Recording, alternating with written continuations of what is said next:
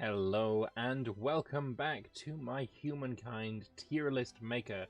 As you can see, this is actually the same game as the previous video, and you can see that I went with the Zhou because of these lovely mountains. I just wanted to point out, mountains, really good, science, really good, and as the Zhou, I was the first to get to the next era, so we will have a look at what we will see in the next era with the Zhou.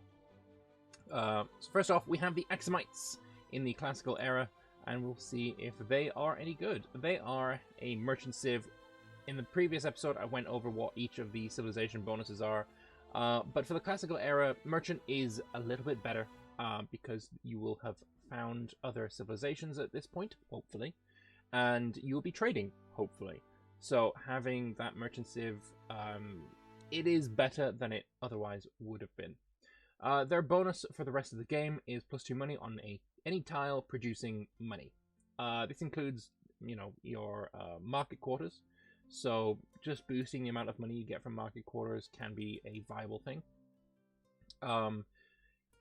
It can be great. It can be pretty weak. It all depends on your location, whether there is much in the way of money around you. Generally, you're not going to be finding too much in the way of money on the ground. It just boosts the districts that you build that create money. Things like harbors with some infrastructure later on, just getting a little bit of extra money out of those. It's not something I find particularly strong. Again, it doesn't scale massively well into the late game, so take that as you will. But they do have the Great Obelisk, which it will be helping with. So you'll be getting money per territory under the religion's influence. If you manage to snag yourself a decent wonder in the early game and your religion is spreading to your rivals, you can get quite a lot of value out of this. If you have been very expansionist in the early game and a lot of territory is under your control, you can get a lot of value out of this. It also gives you some faith, so, seemingly affecting both influence and faith at the same time. Sure, why not? Also giving money, so this is a tile creating money, so +2 on that, +5 money. And then money per adjacent market quarter. It's okay. Again, I don't see very many people building a ton of market quarters. Generally, you only see a couple near harbors. But maybe that's because I don't see too many people picking these early era merchant civs, so maybe that's why. Finally, their unit is the Shtelai. It's a melee unit. It has a large zone of control, which cannot be ignored. So it's a very good area denial unit. You can pop one of these forward, have a bunch of archers behind them, and your enemy will not be able to pass the Shtelai. It's also 27 strength, which isn't terrible, but it also does require iron. If you've got it, then great. If not, then, I mean, that sucks. But yeah, it's a decent unit. It's very much, the area of denial can be very powerful if you are also supplementing it with a lot of range. It's a decent unit. It's a very decent unit. Where would I put the Aksumites, though? Of course, we've got our tier list still, although it needs to be moved down just a little bit. My apologies for that. The Aksumites, I think I would pop them, for now, in the C tier, but maybe like a high C. We're going to pop it right there. It's not something I have seen too many people use. It's not something I use too much. I think C tier is pretty viable for it right now. Moving on. Next up, we have the Greeks, which I do quite highly rate, I think. So let's have a look at this. First off, you look phenomenal. I mean, it's one of those civs that just makes your avatar look amazing, and you can't really sniff at that. It's a signed civ, so if you want to, you can set all of the production and all of the money making in your city into science for at least 5 turns. I don't really rate this very much. In the early game, it's not amazing because there's a lot of things to build, and losing all of your industry is really awful. It's really terrible. So early game, this is bad. Late game, it can be really powerful. And again, when we talk about the French, we're going to be talking about collective mines, but early game, it's not something I'd ever really use. But we also have a couple of other bonuses for them. We have the Socratic methods, +2 science per researchers on city or outpost. It's a good bonus that will last you the entirety of the game. It gets weaker as you move into the game. You know, +2 science in the early game is phenomenal. +2 science in the late game is kind of inconsequential.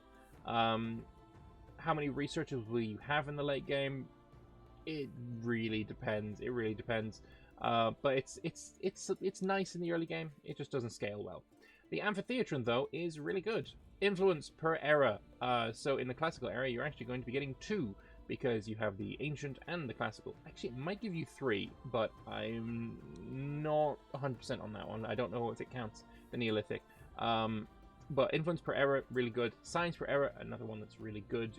This will scale. It doesn't scale as fast as it really could, because again, in the late eras, you're going to be having a ton of science, and +3 per era just doesn't really cut it. But in the early game, it's really, really powerful. And then science per adjacent district counted as, and it counts as a maker's quarter, a research quarter, sorry. Yeah, so if you can surround a horse, for example, with an amphitheatron and a couple of research quarters, you're going to be having a good time there. So it is a good building. Influence is nice, science is nice. It doesn't scale a crazy amount, but it is really good to have. So, moving on, we have the Hoplite, or Hoplite, however you want to say it. They are a phalanx unit, so they get additional combat strength for each unit with the phalanx ability adjacent to this unit. You can punch way, way, way above your weight. If you have an army just of Hoplite, you just keep cycling them around, just so we have the Hoplite next to the enemy, and a bunch of Hoplites next to the Hoplite that's attacking. You get some crazy bonuses from this. They are a really, really good unit to have in the classical era. More so than their science, I think the Hoplite makes the Greeks a really viable civ. And with that, we'll be putting the Greeks in probably high B. They may move into the A at the end, depending on how things go. But really, the Greeks are a phenomenal classical era civ. The Hoplite is great. Amphitheatron scales. Socratic method is good for the classical as well. It's a good civ. Moving on, the Carthaginians. Now, the Carthaginians used to be one of my go-tos for the classical era, for one main reason: hard bargainers. It's still good, but this bonus used to be 50%, and that counted so nicely. But again, they are a merchant civ. Merchant civs in the classical era are pretty good. They get better in later eras again, but they're pretty good. They're not bad. Hard bargainers, negative 20% on all constructible buyout cost. This scales phenomenally. This scales really, really, really well.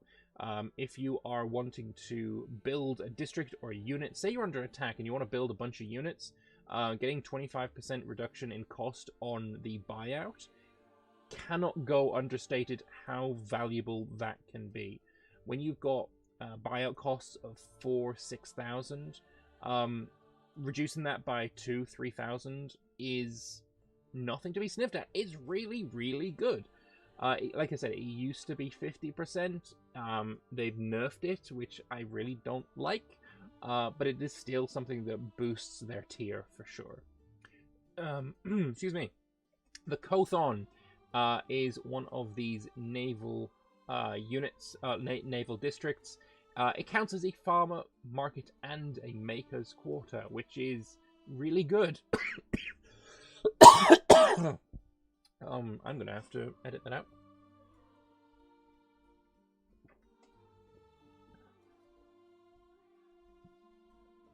It counts as a farmer's market and maker's quarter, which is really good. It makes it incredibly versatile. Again, it has to be put on a coastline, so your location is very much in the balance here, whether it is going to be useful for you or not.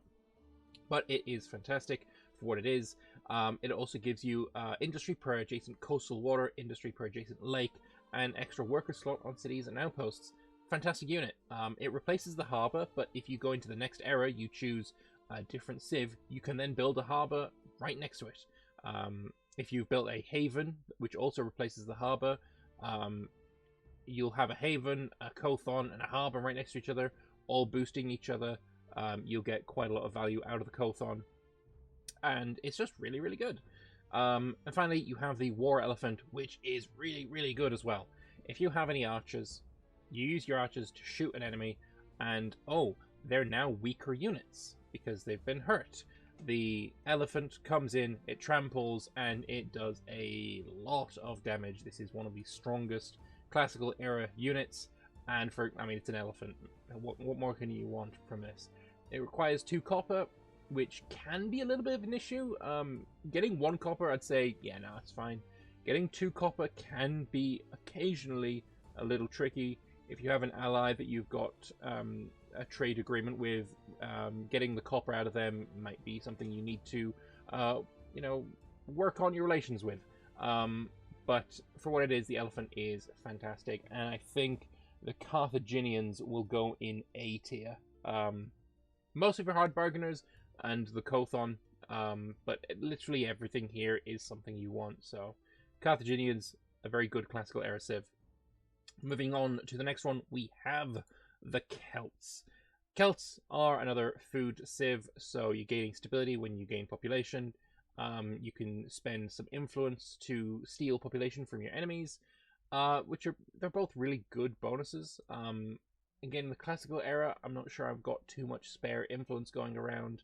This is still the era of expansion. It's still the era of wanting some wonders, so spending influence so flippantly on one population is not something I really find valuable, especially when you're a food civ and gaining population is trivial.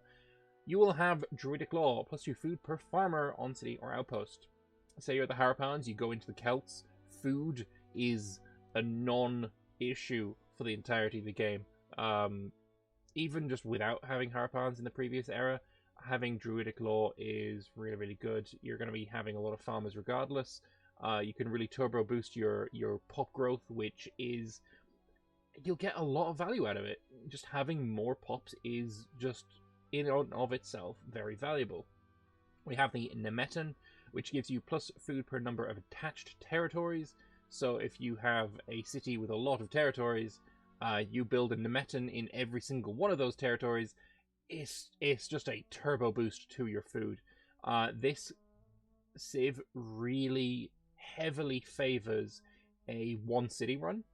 If you've got a ton of cities, a ton of regions attached to one city, building a Nemeton in every single one of them, it's so much food, you don't know what to do with it, and you also get food per adjacent farmer's quarter and a bit of faith out of it. So everything about the Nemeton is great. Finally, their emblematic unit is the Geisati, which on the face of it, it's a swordsman. It's okay. It's nothing too special, apart from the fact that it doesn't actually require any strategic resources, which is, I think, unique for the emblematic units in the classical era. No need for it, and you also don't lose any combat strength from attacking with it. So you're having a lot of value out of this Geisati.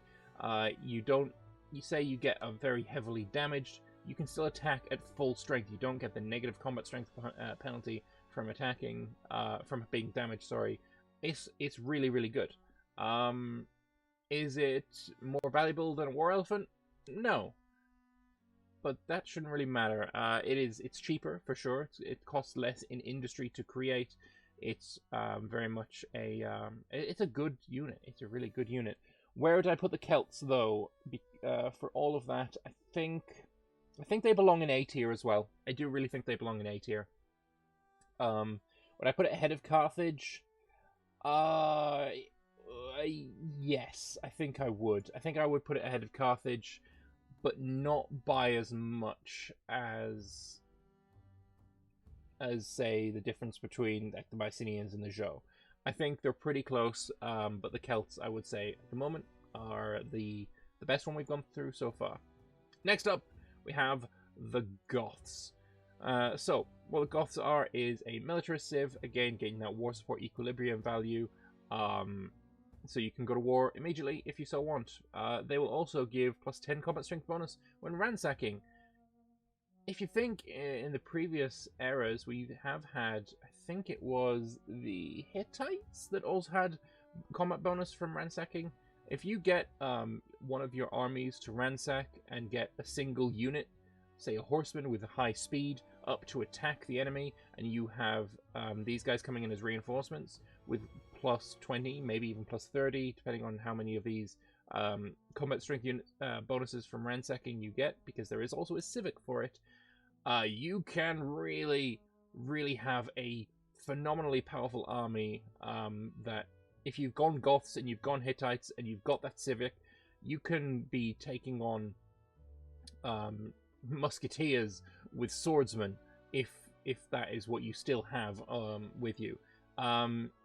It is very much something that is not going to help you in the many situations, but for that one situation where you surprise your enemy with an army that is phenomenally powerful compared to their own, it's pretty cool.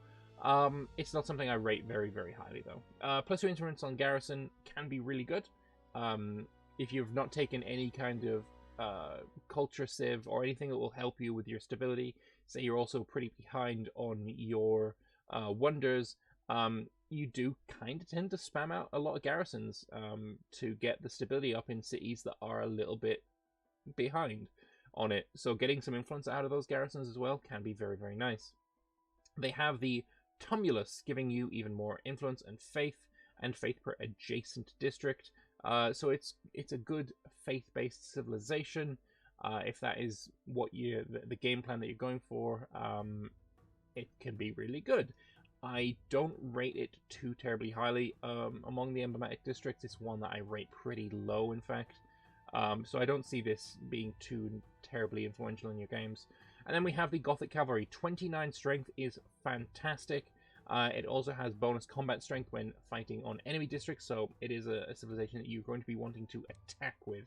It, however, does require 2 iron and 1 horse.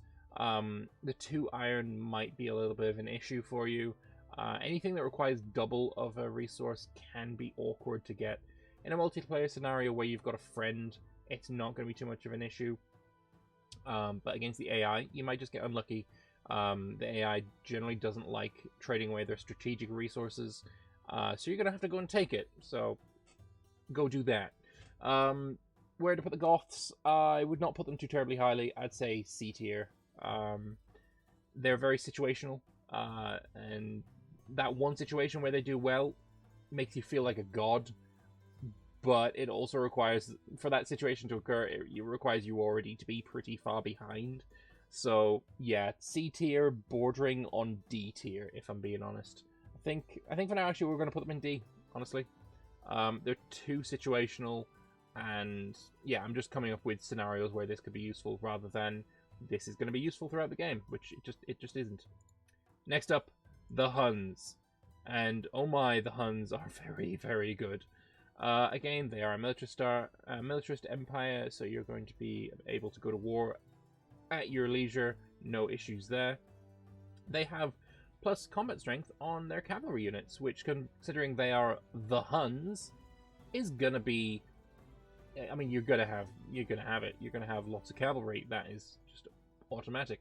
They have the Ordu, which is, it's awkward, right? The Ordu is your outpost. All of your outposts are turned into these Ordus, and they cannot be attached to cities. So whatever size city you've managed to make in the ancient era, until you get to the next era after the classical, you are stuck with that city size. So that's awkward. It will give you, however, +2 stability on all the districts. I'm not sure if the Ordu disappears after the era is over. If it does, this is terrible. If it doesn't, then it can be pretty good. It can be amazing. I'm pretty sure it disappears, though. So the Ordu, it sucks. It really does. But the massive bonus that you get from the Hunnic Horde, and the reason you would choose them, is literally the Hunnic Horde. This is a nomad unit, just like the very early game, when you're in the Neolithic and your little tribes people are going around getting food. These guys have something that's similar, right? They're both nomads. They gather food through fighting and ransacking. This is a civilization that will get you agrarian stars. It is a militarist empire, but this Hunnic horde is agrarian in nature because you can take one Hunnic horde, you can move into a rival's empire and you can ransack their iron mine. You now have 2 Hunnic horde. You move them, you ransack their horses. You have 3 Hunnic horde. You then move to attack their city. You can't cross the walls, of course, but you can shoot in with your bow.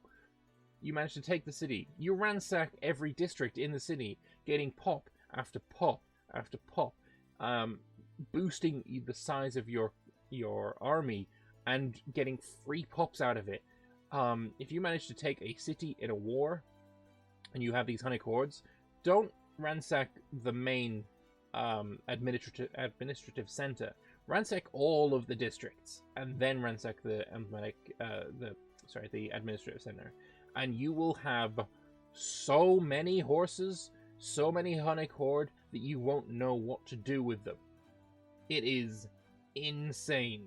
It is utterly broken powerful. The Hunnic horde is phenomenal. It is bordering on broken. The one issue you'll have, especially when you're facing these against the AI, is you will have so many units that you won't be able to upgrade them in the later games because you won't have enough money to do so. You could end up with an army size of 50, 60, or more even, because you just get so many Hunnic horde. And yeah, upgrading that many units is tough. But what you can do is bring them over to your city and disband them in your city, giving that city +1 pop. They are phenomenal. We talked about the Celts being an agrarian civ.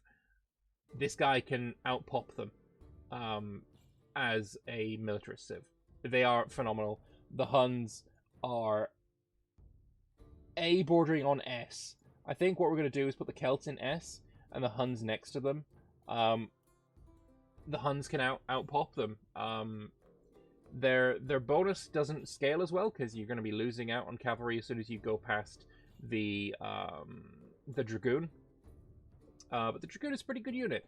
But it doesn't scale as well as the other things. But just for this Hunnic horde, you know what? We'll put Huns in A, high A with the Celt in S. This Hunnic horde is just amazing, and it's not the only unit that is like that. We'll get to the next era. We'll talk about the Mongols. But yeah, Hunnic hordes is just, it's the only thing that the Huns have going for them, but oh boy do they have it going for them. Next up though, we have the Mauryans, and this is an aesthete civ, so you're going to be able to cultural blitz, get a bunch of money for that. Ideological proximity is always maxed out. It's really, really good. They also have Guiding Light, +1 influence on emblematic district, which is already +1 influence. So you're getting +2. I don't know why this is up here. It doesn't really see it as doing that much. Negative 10% on attach outpost cost. You are going to be attaching outposts. That's something in this era that you tend to do quite a lot. So being able to attach them a little bit cheaper so that you can build the stupa in them is quite good. Does it scale amazingly? Later on, when you've got attach costs of 2,000, saving 200 on that it can be very, very good, yes. Guiding Light is not a very bad bonus. And I've just thought, yeah, it says emblematic district, not this specific one. So you're going to get +1 on, say, the Egyptian pyramids that you spammed out in the previous era. You'll get them on whatever you're getting here, the stupa. You'll get them in the next era on your emblematic district. So it does actually scale incredibly well as well. So yeah, no, I take that back. That's actually much better than I originally thought. The stupa, influence on faith, not bad. Also giving you a bunch of science, +2 influence per adjacent district, and +1 researcher slot on city or outpost counts as research quarter. Stupa, very good unit. Not good unit, very good emblematic quarter. Boost your science, boost your influence, boost your faith. It is a bit of a jack of all trades. Master of none, but you don't really need to be a master of any because it's just good on its own. And finally, you have some war elephants with archers. Really good unit, ignores penalties for fighting in melee, so your enemies are going to be trying to rush it with spears, engaging this guy in melee because it's just so powerful, and ranged attacks are going to be doing less damage than you would otherwise be getting. There's not very many ranged units that have 30 strength, and by not many I mean literally none. So surrounding this with armies and being able to get the bonuses for rear attack, that kind of thing, is going to be the way you're going to be wanting to deal with these. And yeah, they ignore penalties from fighting in melee, so when your enemy does charge at them, you attack at full strength. So really, really nice. It's a good unit. 30 strength as well is phenomenal. Where do I put the Mauryans? I think I would put them in B tier, right next to the Greeks. They're good. They're really good in certain areas. This guiding light scales really well, but they're not on the level of Carthage or the Huns, I don't think. Next up, we have the Maya, which is, I think, a very good civ. As honestly, all builder civs tend to be very good civs. Building is probably the best thing in the game. If you've got a lot of industry, then you can really do whatever you want. So, being a builder is really good. You're also gaining stability when you complete a district construction, which is always nice. They have Tireless Spirit, +2 industry per worker on city. This scales incredibly well, getting just a ton of extra industry. The Kuna, +3 industry per number of attached territories. Phenomenal. Absolutely phenomenal. Fantastic little bonus. Plus a little bit of faith as well, and +4 industry per adjacent Maker's Quarter, and it also counts as a Maker's Quarter. The Kuna is fantastic, and you really can't be sniffing at it. It's just a damn good emblematic quarter, one of the best, probably the best in this era. One of the best in the game as well. It's just really, really good.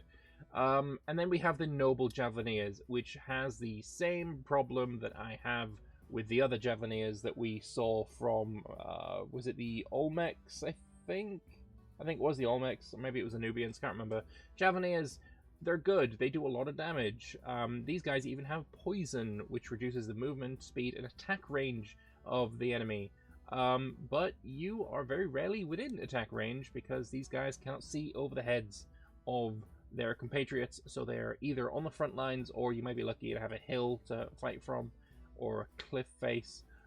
When that happens, great. Noble Javeliers do a lot of work for you, but other than that, you're probably going to be on the front lines, and that's not where these guys want to be. So you just end up losing them to cavalry charges and the like. I don't rate them massively highly. They do a lot of damage, but it's situational. But the Kuna is phenomenal. Absolutely phenomenal. So this is an S tier civilization purely for this industry. This is awesome. So yeah, Maya, really good. Next up, the Achaemenid Persians, which are an expansionist civ, and the same problems that I've had with expansionist civs in that I've talked about already, being very difficult to get your fame stars from. The same occurs here. The fact that you can trespass for free, no matter what is really good. Expansionist civs can trespass, moving into an enemy's city areas, moving through their land that way, is good. But really, you're going to have issues with getting fame. So yeah, leaving aside, that's going to be the same for every single time we go over an expansionist. What we have here, though, is Cyrus's Shadow, +2 city cap. Really, really good. Phenomenal. Absolutely fantastic. +2 city cap is something you are going to have a lot of value out of.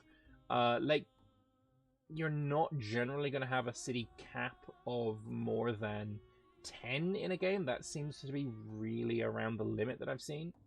But if you get this +2 city cap, that's 2 extra. And you know that if you go over your city cap, the first city you go over is -10 influence. The next one is like -120. Getting, +2 cities on top of that is fantastic. And especially when you're going to war to clean up your enemy, it just means you've got 2 extra cities to work with instead of having to ransack them and then create a new outpost. Fantastic. Cyrus the Shadow, really, really good. We also have the Satrap's Palace, influence, money. influence per adjacent district, and it counts as a market quarter. It's good. It's not amazing, but it's good. Again, influence is always nice to have. Influence per adjacent district is pretty rare. So you're going to have a lot of influence as the Persians. I also forgot to say, plus 10 stability on city or outpost. This is really awesome for a one city run. Because you'll have one city with a ton of outposts attached to it, all giving stability instead of taking stability. So yeah, this really pays for itself. You can, like I say, if you've got a one city run, you've got like 10 districts attached to one. That's 100 extra stability that you can spend on districts, or districts. So yeah, really good. And their unit is the Immortals. They are anti-cavalry. They require 1 copper, and they are Bastion as their little ability. They're stronger when fighting from high ground and fortified positions. So really good on the defense. Taking a city away from a Persian is very, very difficult because of these Immortals. But also, if there's any hilly terrain, get these guys on a hill, fight them from down. Fight against somebody downhill. You'll do damage against them. These guys could take on. Probably they could take on the elephant 1v1. Other than the fact that the elephant that we just spoke of from the Mauryans is ranged, so they get to attack without being countered. But whatever. These guys, they're really good. Immortals are a fantastic little unit, and I'd say they scale well because they get upgraded into pikemen and halberdiers, which are really good, whereas elephants upgrade into knights, which I don't rate nearly as much. These guys are also better in the siege because they're infantry and can cross walls. So Immortals are really good. Achaemenid Persians, I'm going to put them in a mid. I'm going to put them in a mid B tier. This Sire Shadow is amazing. The Immortals are really good, but the Satrap Palace, it's mediocre. It's middling. And of course, being an expansionist, you're also going to have issues there. So I think I'm happy enough putting them in a B tier. Finally, we have the Romans, and I really like Roman culture and Roman history, and the Romans in Humankind are kind of crap. Again, they're expansionist. All of the problems that come with expansionist still exist. I'm not going to go over it again. Expansionist is crap. They have the Legion's Finest, plus 1 unit slot available for each army. This can be really, really bloody good. Honestly, it can be really, really good. Getting that extra 1 unit in every single battle, especially if you're playing a multiplayer where manual battles are dissuaded from and you have to auto-resolve everything, this is going to give you a hell of a lot of value. Getting that extra little dude inside every single army. Also, lowering the upkeep of every single unit you have. This scales phenomenally. It scales really, really well. You're not going to see too much of a benefit in the classical. Even in the early modern, you're not going to see too much of a benefit. When you get into the industrial era and the contemporary era, 30% army upkeep is huge.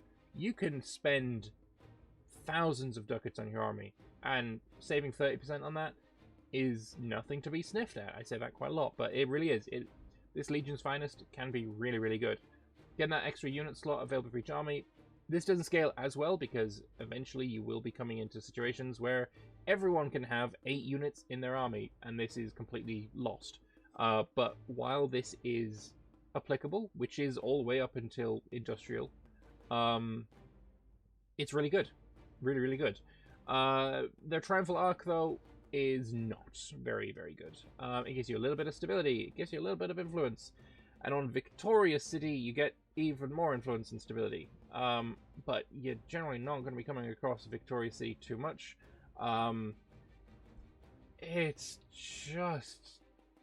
just so meh. Victorious City occurs when you've won a war. It's just so meh. Triumphal Arc is just... It doesn't scale. It doesn't give you all that much. It's probably one of the worst emblematic quarters in the game. It's just crap. It's garbage. If you're taking Romans, it's for the Legion's Finest and maybe the Praetorian Guards. I wouldn't even bother making triumphal arcs. They're that bad. It's just crap. It's just real crap. But the Praetorian Guards are not crap. The Praetorian Guards are awesome. They are phenomenal. They have tactical superiority, which means that rear attack applies whenever an ally is adjacent to the target. They don't need to be behind them. Rear attack gives you +4, I think. If I remember rightly, it's +4 combat strength. Getting around the rear of an enemy it can be a little bit awkward. It can be a little bit difficult. But just having to get adjacent to them, unless they're holding like a choke point, you're gonna have this. And getting rear attack on every unit is such a good bonus to have. Praetorian Guard is probably the best unit in this era, and it replaces a swordsman, but you're not going to be getting it for a very long time. The Romans, you don't get that unit until you research Imperial Power, which is pretty a ways into the classical era tech. So if you haven't gone with a science-based civilization in the previous era, say you've gone with I'm pretty sure it's the Greeks, right? Not Byzantium, Babylonians. The Greeks are in this era. If you've not gone with Babylonians, you're probably not going to be able to make use of the Praetorian Guards in the classical era, which kind of sucks. There's nothing in here that gives you science, and there's, you're not going to have too much of it. So getting the Praetorian Guards in the classical era, it's a pretty big challenge. Honestly, thankfully you can still build them in the next era. But by the next era, people are looking at getting even better swordsmen. And while your Praetorian Guards are still better than swordsmen, their benefits kind of drop away. Though that rear attack is always going to be useful. But yeah, Romans. They're not as bad as the Goths, but I would put them in C tier. Legion's Finest is fantastic. The Praetorian Guard is fantastic for the short amount of time that you use them, but the Triumphal Arc is just... They would be B tier, right? If the Triumphal Arc was even remotely usable, but it isn't. It's just shit. So we're going with C tier for the Romans. And that is it for the classical era. That is another 37-minute video, which... It's kind of weird that we went with the exact same amount of time as the previous one. Weird. But that is the classical era tier list. Would I move anyone around? I think I'm pretty happy with the way we've got this right now. So we're going to keep this as it is. There is not much I want to change with it. And yeah, that's my tier list. So thank you very much for watching. I hope this has helped you in picking a culture to go with in Humankind. Good luck in your campaigns, and I'll see you in the next one where we have a look at the next era. I'll see you then. Bye-bye.